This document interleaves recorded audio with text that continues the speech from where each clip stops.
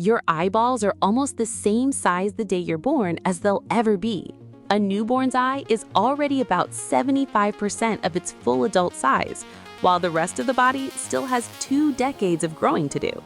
Here's the number that breaks brains. A newborn eyeball measures about 16.5 millimeters across. A full-grown adult eyeball?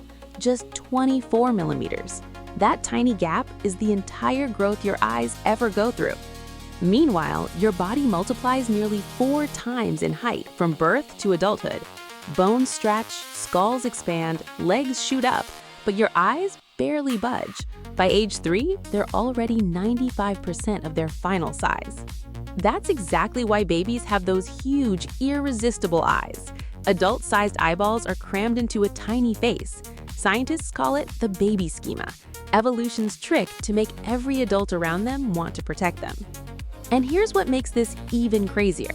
Your nose and ears never stop growing. Cartilage keeps expanding your entire life, while your eyes lock in their final size before you're even a teenager. Which fact surprised you most? Comment below. Follow Sikho for more mind-blowing facts. Visit Sikho.ai.